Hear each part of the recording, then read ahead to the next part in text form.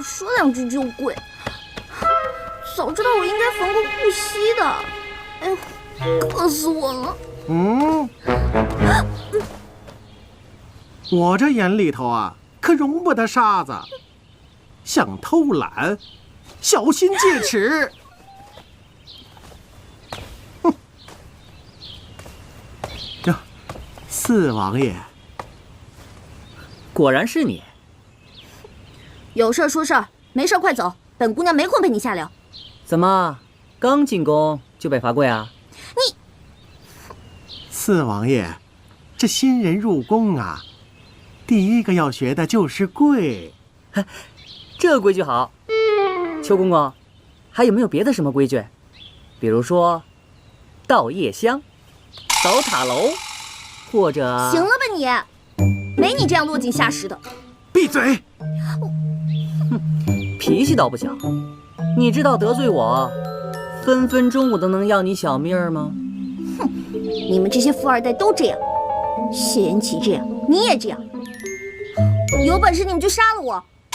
反正我都进到这个大笼子里了，也没什么好日子过了。富二代什么意思啊？不对，你们应该叫做皇二代。皇二代？哎，有意思。有什么意思啊？你爸是皇上，江山是你爸打下来的，跟你有什么关系啊？你做过什么贡献？你是拯救过地球呢，还是促进过经济发展啊？你凭什么过得那么逍遥自在？反而是我们这些踏实努力工作的人，却要被你们这些坏人踩在脚下，啊，简直没天理！闭嘴呀！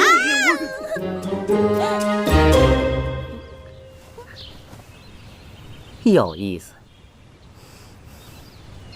哎，走，跟我走。去哪儿啊？四王爷，放开！你都拉疼我了，懂不懂怜香惜玉啊？那我也让你拉我，算是扯平了。我才不稀罕。哎，我好歹帮了你，连句谢谢都没有。哎，害我进来的是你哥，罚我的是你妈，我干嘛要谢你啊？行，算我自作多情。要不是我三哥喜欢你，我才不稀罕帮你。我还告诉你，要不是他，我还不至于这么惨呢。那这样吧，作为报答，你给我讲讲你和我三哥是怎么认识的。想知道吗？想啊。好奇吗？好奇啊。那我就不告诉你。你，邱公公到！哎呀，怎么办？糟了！邱公公肯定要拉我回去继续跪的。你要不要求求我呀？四王爷，你就帮帮我嘛！你可真行，变得可真快。废话，说两句软话就能免受皮肉之苦，这点账我还是会算的。四王爷，尹晴柔还没跪足2个时辰，老奴来带她回去。那怎么能行？四王爷，你不知道这丫头有多无理。刚才你也看见了，她冲撞于我。如果我不好好责罚她，那以后宫中还有我立足之地吗？去回禀母后，就说我今天晚上让她打扫寝殿，一根头发丝儿也不能有，要不然我就让她天天倒夜香。不，怎么，这么点小事儿还让我亲自去禀告母后？哎，不，四王爷，老奴这就去禀告皇后，告退了。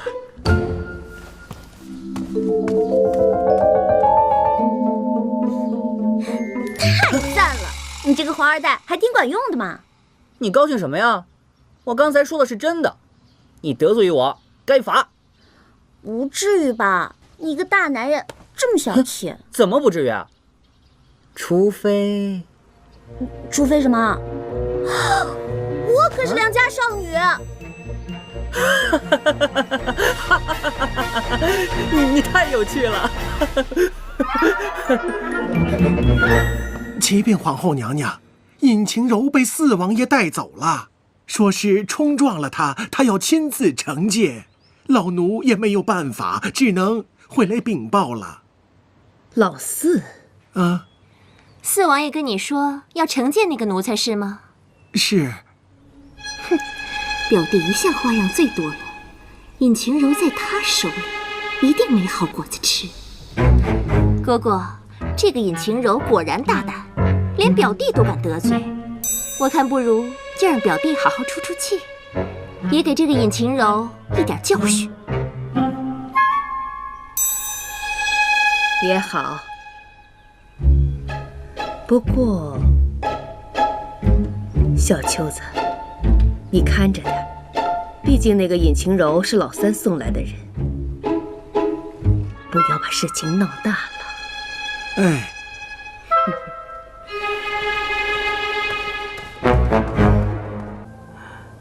王爷，王爷，但说无妨。啊，禀王爷，尹姑娘入宫以后，皇后娘娘觉得她没规矩，给罚跪了，结果让四王爷带走了，被老四带走了，那是为何？说是冲撞了她，要责罚她。王爷，要不要入宫看一看？他活该，与我何干？本王累了，独孤你也早点休息。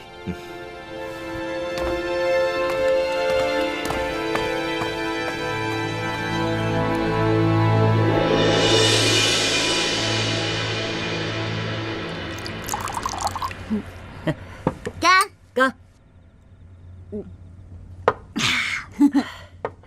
你这个人不错。怎么不错了？我刚开始还以为你要潜规则我呢。潜规则？什么东西啊？你还年轻，不懂。小伙儿豪爽，比你那个三哥强多了。来，干！来。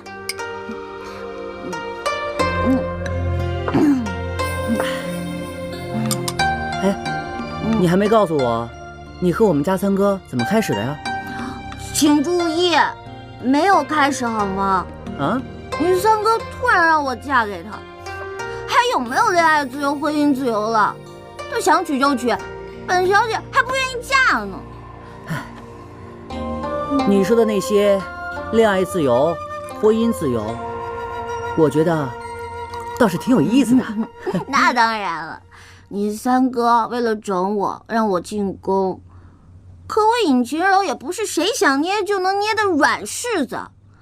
再说了，我决定一定要通过这次考试，然后当众反悔，让他难看。你这么说，好像不太喜欢我三哥。那当然了，谁会喜欢个冰块嘞？大夏天都能冻死人。可是我觉得你们俩倒是挺配的。我呸！我呸！我告诉你啊，就算全天下的男人都死光了，我也……不对，在我们家那边，电视剧里一般说的这样的话，最后两个人肯定是要在一起的。我重新说啊，不管天下的男人死没死绝，我尹晴柔都不会嫁给谢元清。哎，喂，哎，醒醒！哎，来人！三哥哪儿找来这么个丫头啊？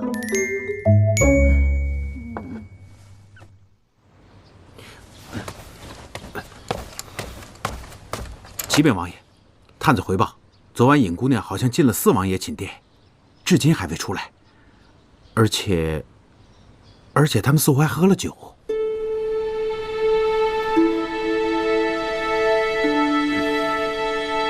走，去看看。是。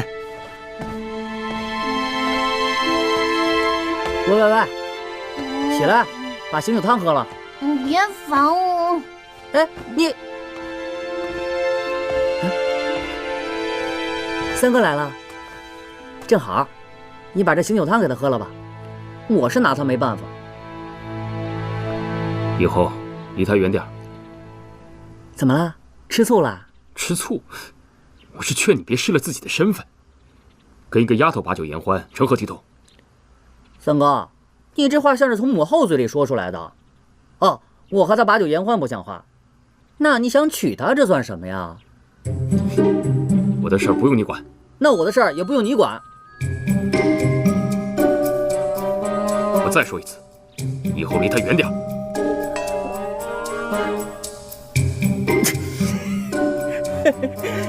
明白了，明白了，小弟遵命。还说不是吃醋。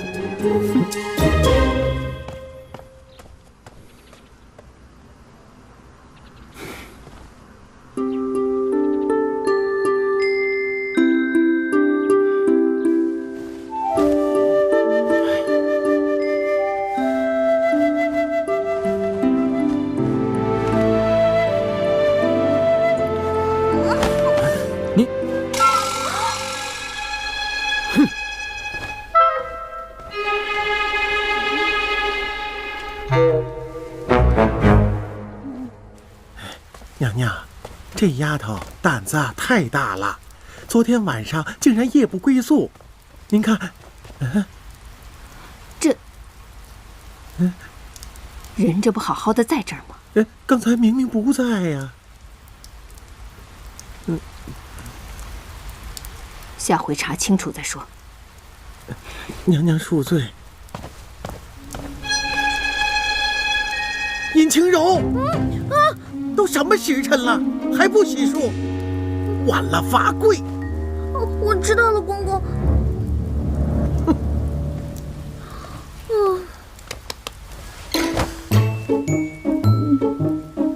我是怎么回来的呀？算了，管他呢，反正也没被罚。哎，难道是谢元琪帮了我？皇后驾到！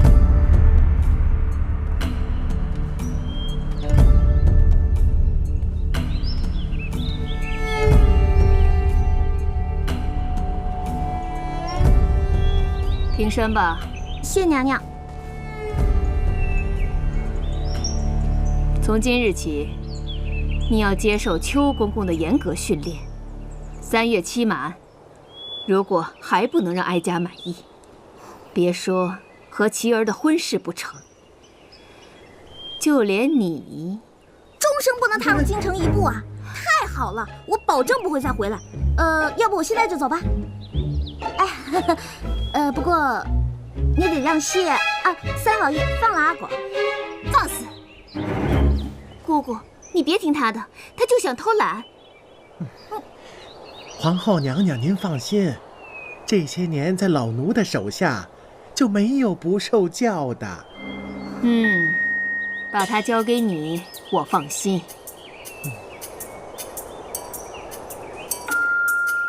嫣然，咱们走吧。恭送皇后娘娘。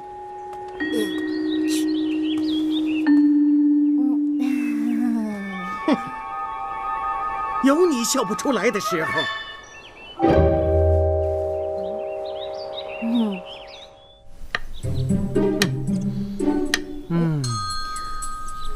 打今儿起啊，我要教你皇家的品德、辞令、礼仪、女工，教你行莫回头，语莫翻唇，坐莫动膝，立莫摆裙，喜莫大笑，怒莫大声。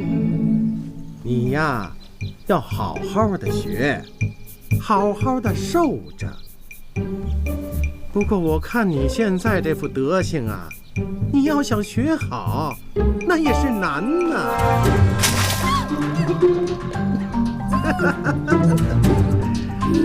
这呀叫处变不惊。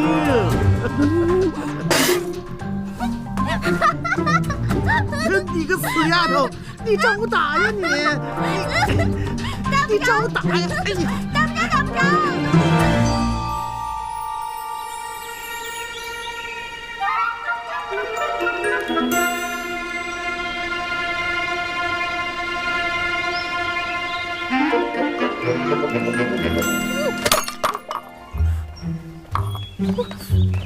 讨打！女人呐，得知道遵从三从四德。这三从呢，是未嫁从父，继嫁从夫，夫死从子，还有一个四德，就是妇德、妇言、妇容和妇尊。厅长，你逃哪呀你？公公，我听说的三从四德可不是这样的。三从呢是老婆命令要服从，老婆出门要跟从，老婆讲错要盲从。四德呢是老婆化妆要等得，老婆花钱呢要舍得，老婆生气呢要忍得，还有老婆生日要记得。不是，这哪儿来的歪理邪说呀？这是你逃哪呀你？我让你跑，我让你胡说。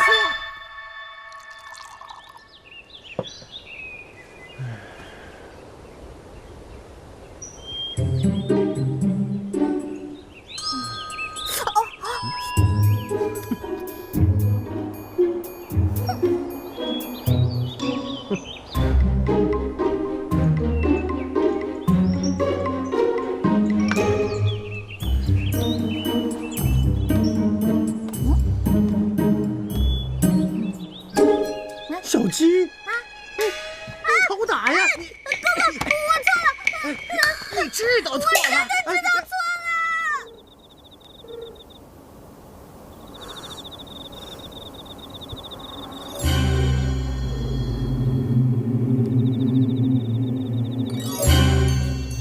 听说这皇宫里经常有冤魂，冤有头债有主，有什么事你千万别来找我呀！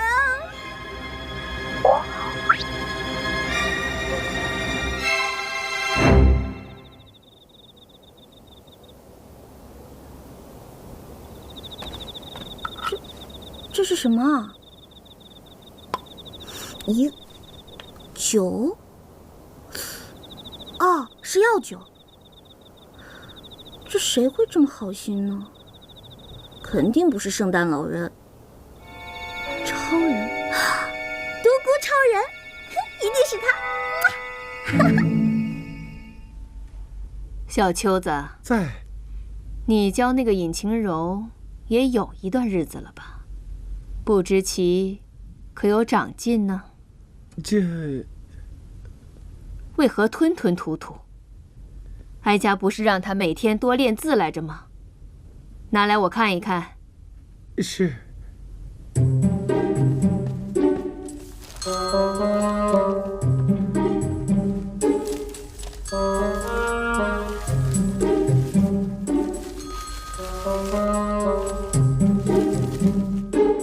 这写的是什么？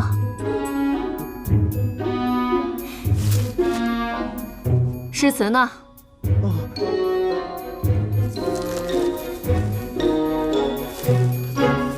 他写的是挖掘技术找蓝翔，1节更比6节强。韵脚倒是押上了，什么意思？老奴也没弄明白。女工呢？再拿来我看一看。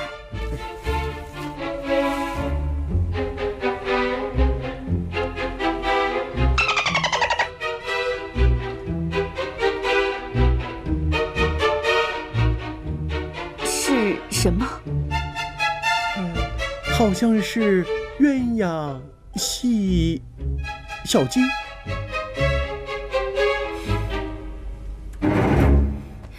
宣尹清柔上殿。哎，宣尹晴柔上殿。你自己说说，这些都是什么东西？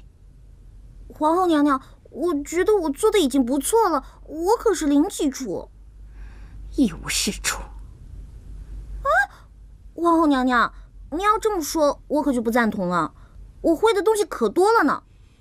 你自己说说，你会什么东西？我啊，什么洗衣、做饭、煮咖啡，砍价、拎包、背台词，哦，我都做得可厉害了呢。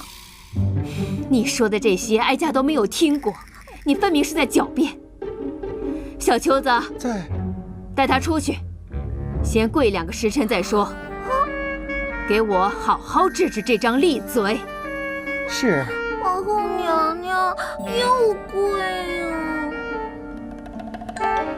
走吧，别再让老奴亲自动手了。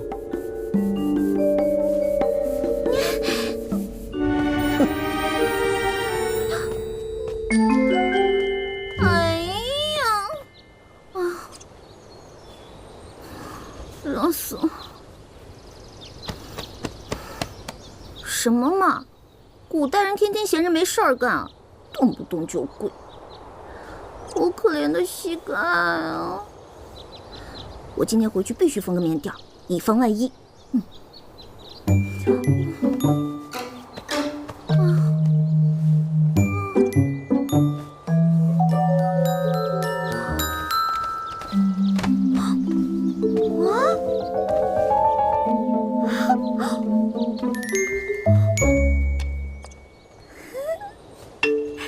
难道古代真的有圣诞老人啊？想什么就有什么。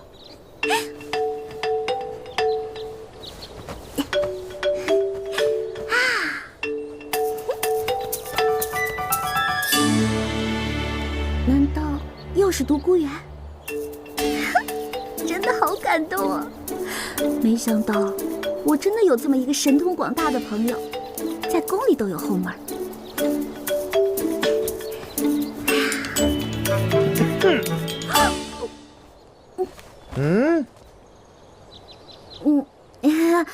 跪久了腿麻了，我稍微动动。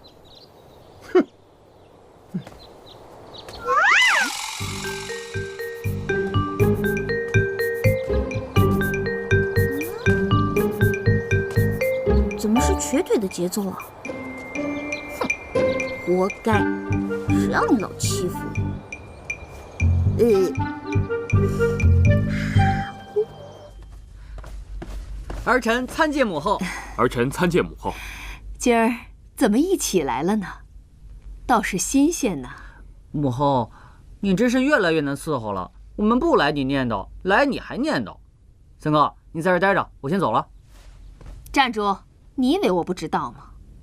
要不是被迫住在宫里，你会舍得来看我吗？我就知道母后最疼我了。我倒是好奇老三，平日里1个月进不了1次宫，最近这是怎么了？小秋子，三王爷这是这个月的第几次了？哟，这个老奴也记不清了。如此看来，该走的人是我了。儿臣先行告退。站住！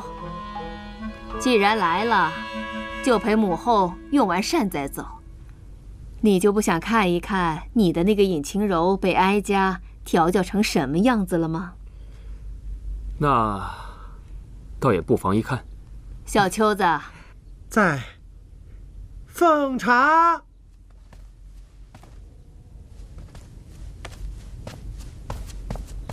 参见皇后娘娘，参见四王爷。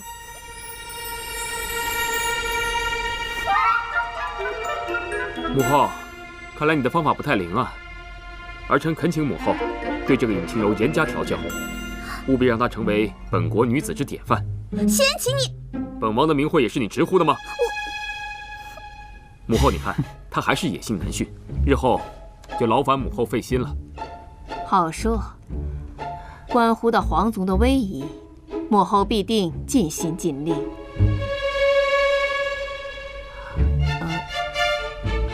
母后，你看今日阳光明媚，咱们也别在屋子里面闷着了，去花园走走如何？也好。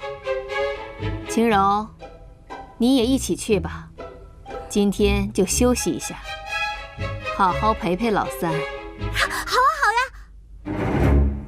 啊，好呀。奴婢遵命。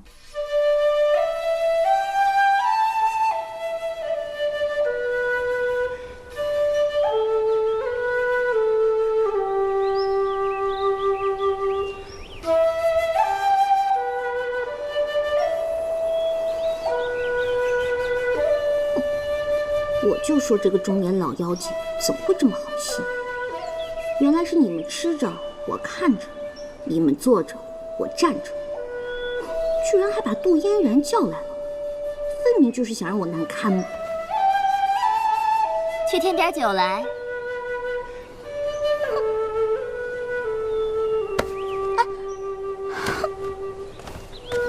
快点儿，磨蹭什么呢？要添酒为何自己不动手？打扰了本王听曲的雅兴。也对，万一杜大小姐不小心打翻了酒壶，岂不是更骚雅兴？你。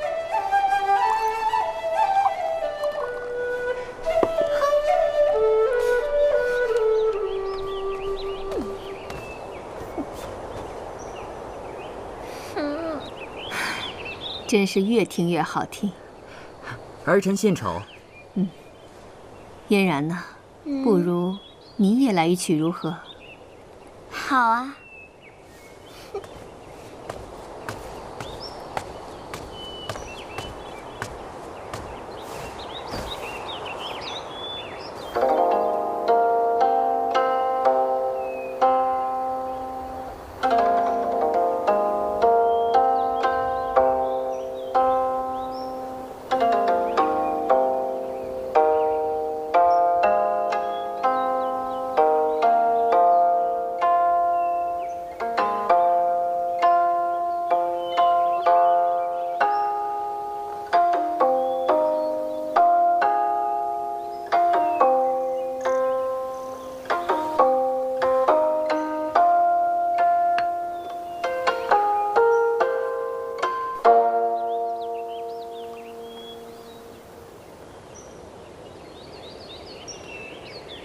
不错，真的不错。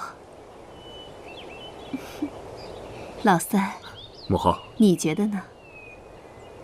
表妹自幼勤学苦练，琴艺自然不在话下。不过晴柔估计也不差。我？晴柔啊，要不你也弹奏一曲给母后助兴如何？你说什么呢？晴柔，你真的可以吗？可不要勉强自己呀。有嫣然、珠玉在前，确实难为你了。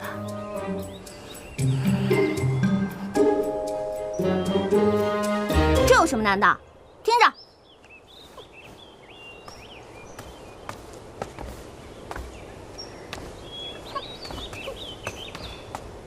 这有什么好玩的？让你们听点没听过的。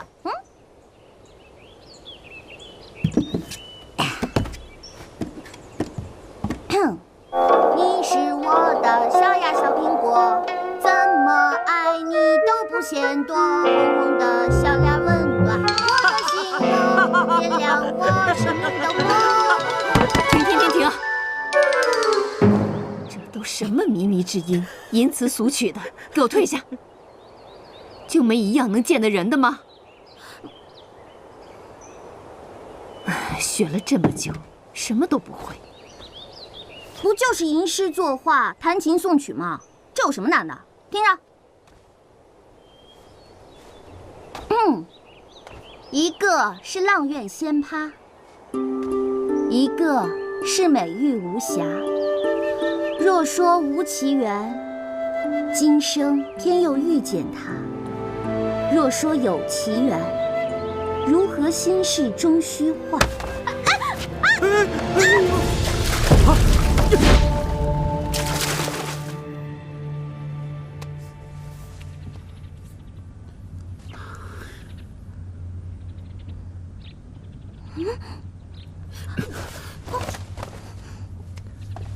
哎，我三哥一看你掉到水里，就奋不顾身的救你，还不谢谢我三哥的救命之恩呢？我凭什么谢他呀？明明是他坑我，好不好？非让我展示才艺什么的，哼！自己笨得像只猪，还赖在我身上。我招你惹你了？天天欺负我，今天还害得我差点没命，还说我笨。是，我是笨，我最笨的就是明明逃走了，可我却又回来了。我最笨的就是找不着回家的路。贤妻，你要真这么讨厌我，一刀杀了我得了，一了百了。你们小两口先聊，我改日再来啊。我先走了。你说谁小两口？你误会了。贤妻，你就给句痛快话，你到底怎么样才肯放过我？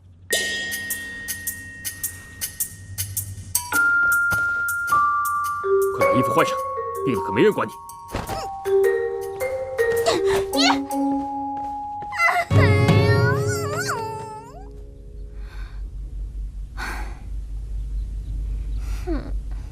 你说你也是，怎么能这么不分轻重？万一真的闹出人命来怎么办？我也没想到，表哥他会那么着急的去救那个尹晴柔啊。即使是你表哥没事，可万一那个尹清柔有个三长两短，老三还不埋怨我一辈子吗？姑姑，你说过要帮我的。我是打算让那个尹清柔知难而退，可我不是要她的命啊！下回绝对不允许再这么胡闹了，知道吗？我知道了。灵齐王到。表哥，儿臣参见母后，清柔已无大碍。啊，那就好。你快去喝些汤药吧，万一病了怎么办？小秋子，不用了，儿臣来是有话要说。尹清柔是我未过门的王妃，就是我谢延琪的人。当今世上，只有我一人可以让她受委屈。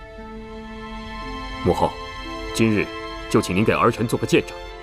从今以后，无论是谁，若是与晴柔为敌，就是与我谢延琪为敌。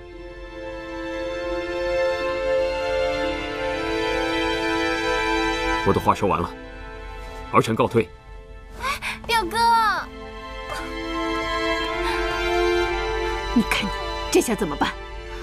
胡闹！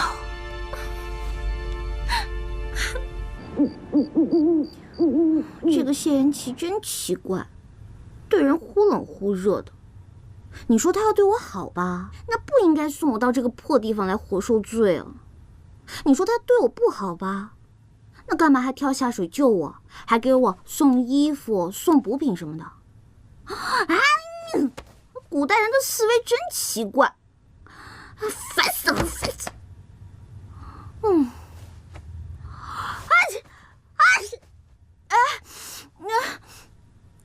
完了，我难道要感冒？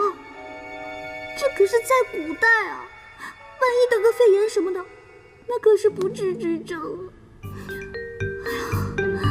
既然没人可怜我，那我必须得对自己好一点。要不先洗个热水澡？哎，不行，没有木炭啊，这怎么办啊？皇后娘娘，跟她借的，她肯定不在乎。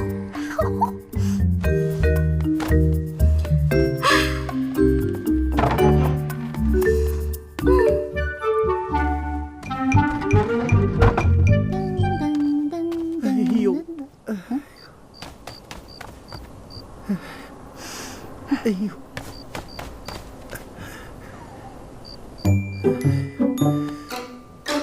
原来邱老头得了风湿啊！今天降温，这阵儿肯定是犯病了。难怪上次见他走路一瘸一拐的，活该，谁让你老欺负？不行，尹晴柔，大人不计小人过，你要是就这么走了，那不就和邱老头一样了吗？邱老头，算你走运了。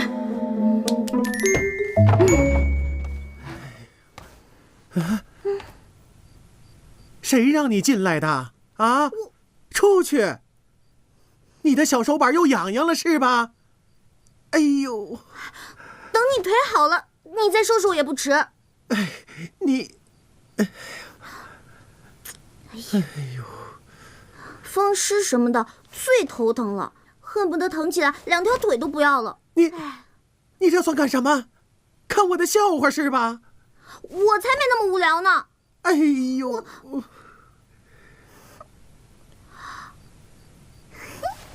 等着。哎呦！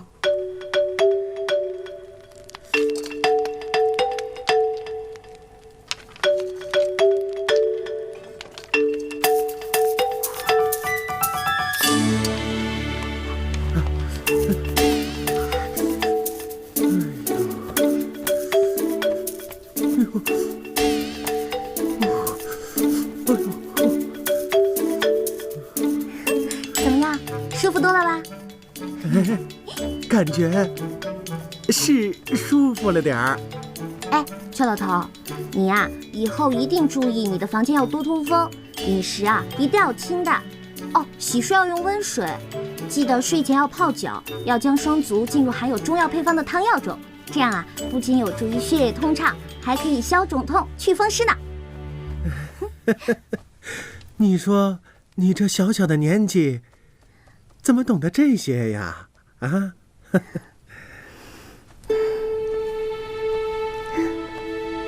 在我老家呢，我父母也有风湿，照顾的久了，自然就懂了。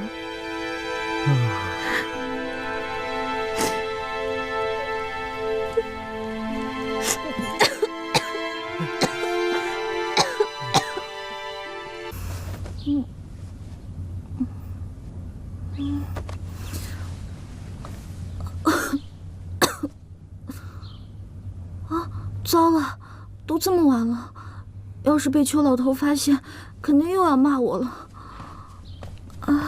晴柔姑娘，今儿邱公公身体抱恙，让您自行练习。公公还嘱托，近日宫中伤寒肆虐，让姑娘你务必喝下这碗治风寒的汤药，以防传染了皇后娘娘。哦，替我谢谢邱公公。是。哎呀，尹晴柔，这么多关你都闯过了，这点苦算什么？阿扎阿扎 ，fighting！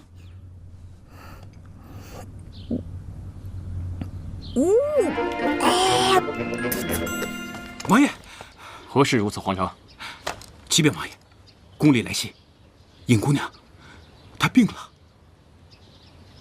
终究还是病了，走去看看。哎，王爷，这是帮你找的字画，日后再说。哎，王爷这是怎么了？啊，尹姑娘病了，所以王爷有些心急。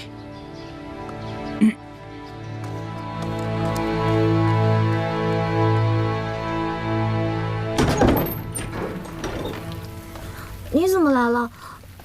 我要是没穿衣服怎么办？哪有女孩子这么说话的？我看你是病糊涂了。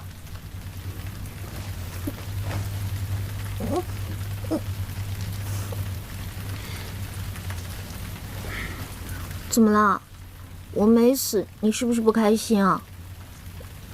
我告诉你，姐姐我可是打不死的小强，有什么大招尽管放吧。怕了，我就不叫尹晴柔。小强，尹晴柔，你给我听好了，你要是再敢生病，或者是比我先死，你就死定了。我看你才是病糊涂了吧？我要是死了，还怎么死定了？总之，本王自有办法。你不会是要鞭尸吧？先期那个真够变态的。我会去禀报母后，这几日你身体不适，免去你的训练。等你想起来，黄花菜都凉了。邱公公已经发话了，说让我这2天休息。邱公公，行啊，尹晴柔，邱公公一向只听母后的，没想到现在居然替你说话。那当然了，我是谁？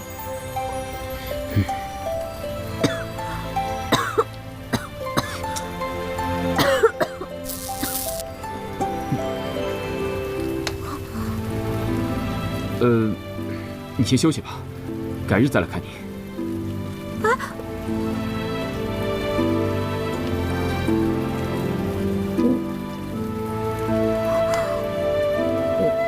我一定是病糊涂了，要不然怎么会有触电的感觉呢？不想了，睡觉。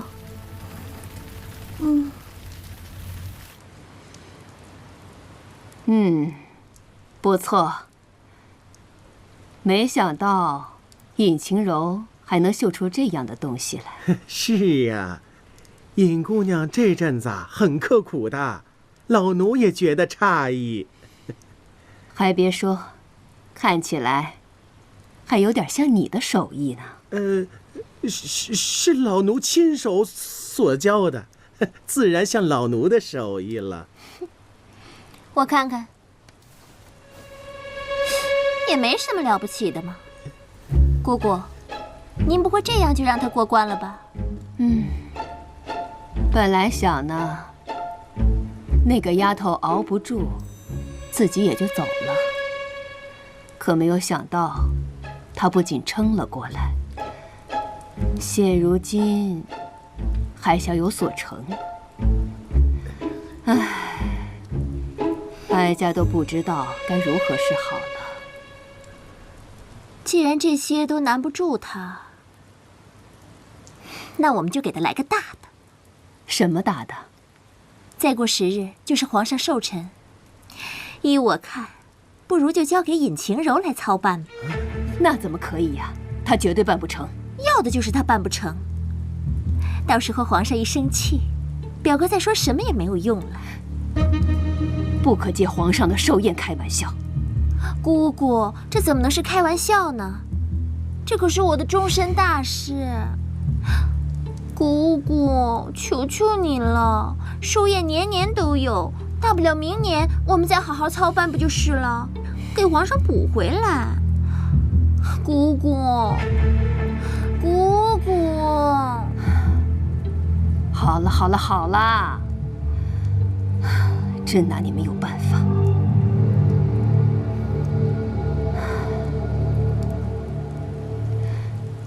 小秋子，你去告诉那个尹晴柔，就说皇上的寿宴由她来操办。启禀娘娘，老奴怕尹晴柔她捅娄子。让你去你就去，我还怕她不会事儿呢。去吧，出了什么事，哀家担着。遵旨。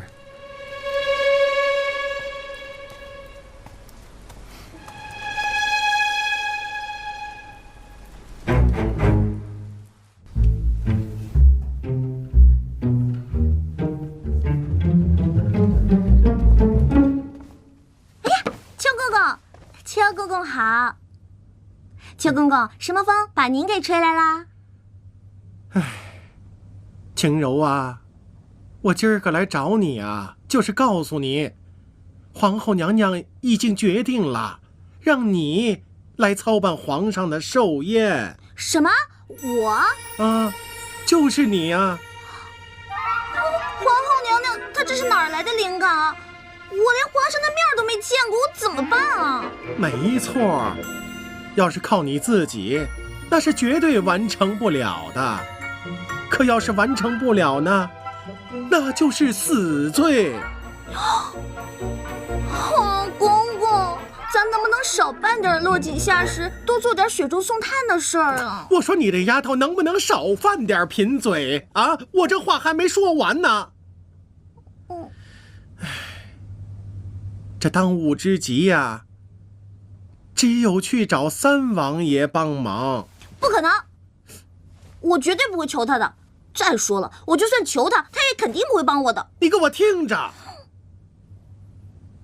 眼下三王爷呀，最得皇上的喜欢啊！你找三王爷帮忙没错。再说了，他是你未来的夫君，帮你那是理所当然呢。啊呸！公公，公公，你说你这丫头，我好心给你指阳关道，你不走，这我不管了，我。哎呀，公公，我错了，你别生气了。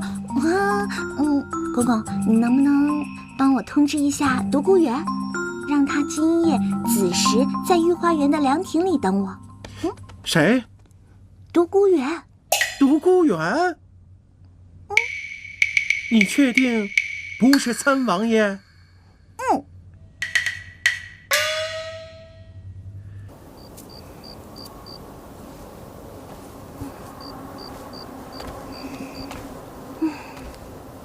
怎么还不来啊？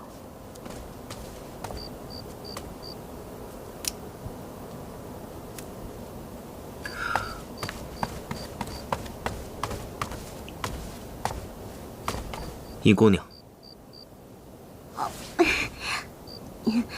我就知道你肯定靠谱，一定会来的。不知道尹姑娘深夜找我来，所谓何事？我没想到你还挺有本事的，宫里都有人。姑娘何出此言？哎呀，这事儿还得人家说破。我知道，肯定是你暗中打点，让小太监们照顾我，啊，送医、送饭、送药什么的，啊，还帮我作弊呢。啊，你看，我现在一点都不怕贵了，而且啊，它还有保暖功能呢。啊，尹姑娘，你找我来，想必是有很重要的事情吧？哎呀，你看我一见到你我就说个没完，我都忘了正事儿了。我找你是想请你帮忙的。哦，不妨说出来。皇后娘娘让我操办皇上的寿宴，可是我这人生地不熟的，我连皇上的面都没见过，而且皇上什么喜好我也不知道。我这要是办不好，那可分分钟都是……我就想请你帮我出出主意，帮帮我，不然你下次见到我的地方，很可能就是刑场了。尹姑娘，事情没有那么复杂。当今圣上乃是明主，凡事都讲究节俭。你只需要记住一点，皇上乃是重情重义之人，喜欢阖家团圆，投其所好，必诸事顺利。哦，团圆。有了，独孤，谢谢你，你真的很靠谱。那我就回去准备了，你也快回去休息吧，拜拜。当当当当当当当当当。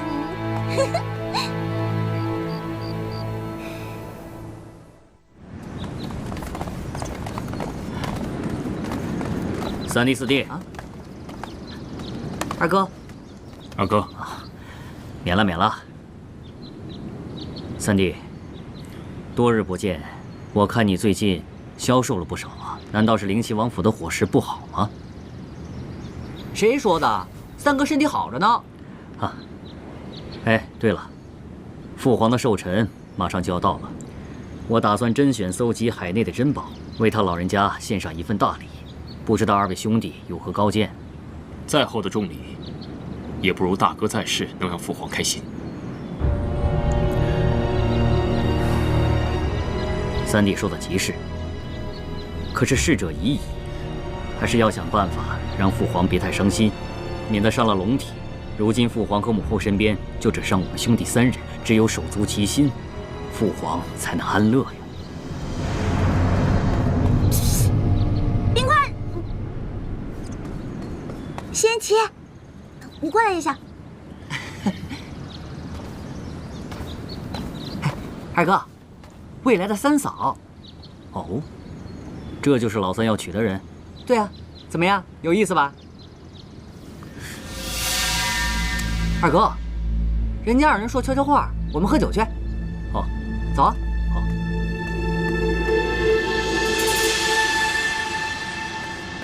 仙琪，你过来。什么事？冰块脸，你把阿广弄进宫来。不可！朝堂圣地，岂是闲杂人等想来就来的？为什么呀？这好歹也是你家呀，弄个人进来有什么难的？哦，你是怕我跟阿广跑了？拜托，这里的守卫比你家还要多，怎么跑啊？再说了，我让阿广进来是真的有事儿。那你先说何事，我再考虑能不能答应。还不是你的母后让我操办你父皇的寿宴，所以我只能请阿广进来帮忙了。母后让你操办寿宴，嗯，此事万万不可。我现在就去找母后，让她另作人选。为什么不行？不行就是不行。为什么不行？我偏要做给你看。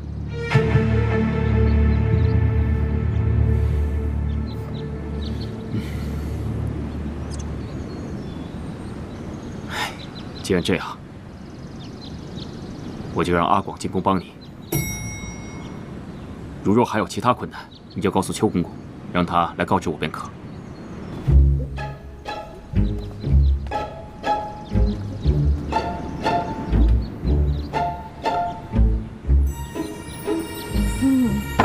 秦柔，阿广，来，哇，这皇宫果然是不一样啊！真是高端大气上档次。你能不能有点出息？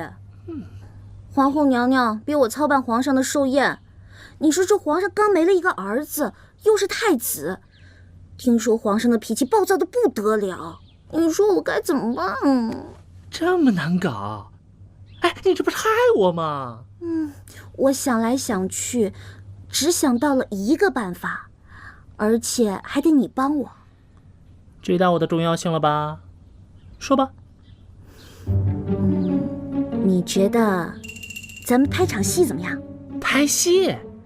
就是皇上现在思念太子成吉，想让他高兴的话，办法只有一个。哼，什么办法？那也不能让那个大皇子活过来。你不会是……哎，不行，我连那大皇子见都没见过，你让我怎么画呀？没关系，我已经托邱公公从皇后那儿偷来一幅大皇子的像。邱公公说了，你和他的身形差不了太多。这就算画得再像，这近看还是会穿帮的。这个我也替你想好了，等到皇上生日的那天晚上，我单独叫他进房间，趁着月光朦朦胧胧，你只需告诉他，我过得很好，我已经投胎转世，请不要再牵挂我。合着你还是让我演个鬼？亏你想得出来，尹晴柔。阿广，我这不是为咱俩着想吗？只有保住命了，才能想办法回家呀。可是还有个问题。你怎么又有问题啊？就是我特效化妆的那些家伙事儿，全都在那个工具箱里。就是我们找孔双双的时候，我背的那个。哎，就是我特别贵的那个。哦，我想起来了，穿越的时候不知道哪儿去了。哎，你说会不会掉在我们穿越过来的那个地方啊？来的时候我的确是带着的，我觉得应该在那儿，没错的。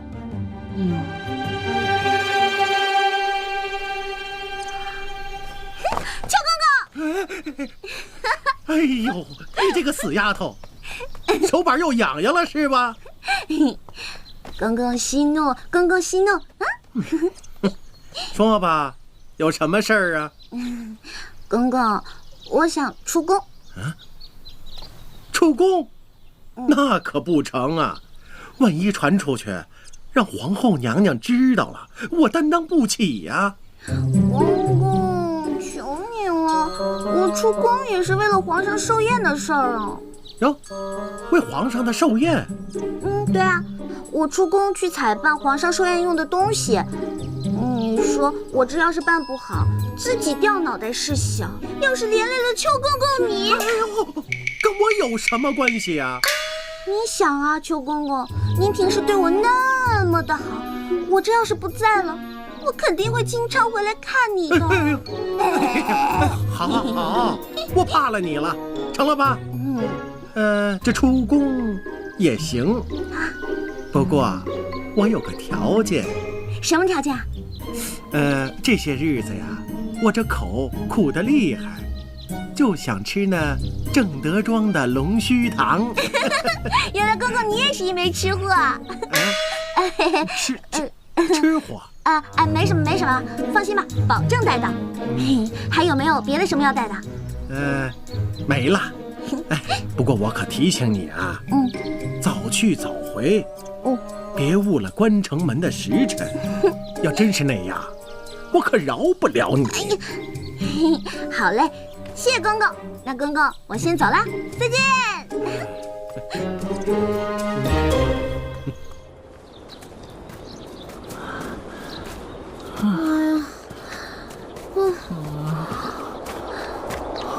阿广，你到底知不知道路啊？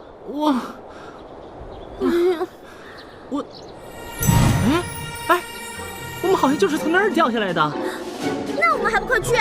走，慢点儿。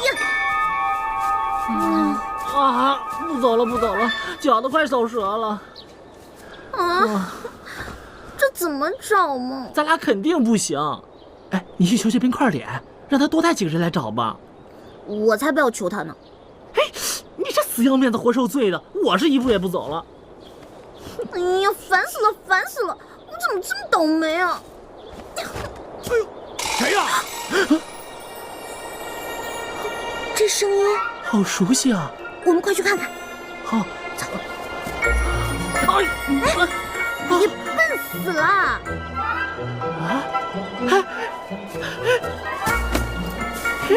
青柔，我找到班了。哎呀，等会儿再说，先过去看看。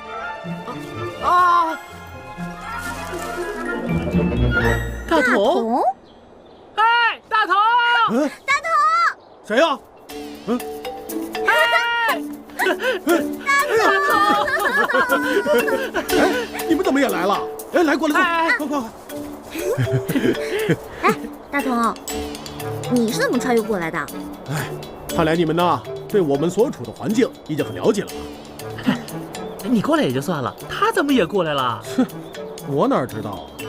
我那天正好路过这辆道具车，我正看见那孟姜与孔双双啊，突然就一下啊，我就晕过去了。等我醒来的时候，就在这儿了。那孔双双和孟姜呢？我醒来的时候，就我自己，还有这辆车，没有看见他们。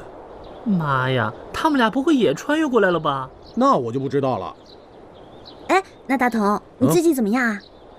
我醒来的时候啊，我还真的以为是地震了呢。我回到剧组里啊，发现整个剧组都不见了。回到驻地啊，剧组竟然变成了一个城镇，而且所有的人全都是古装打扮。我就在想，我这是迷路了呢，还是在拍什么戏啊？我就问路边的人，你们是在拍什么戏呢？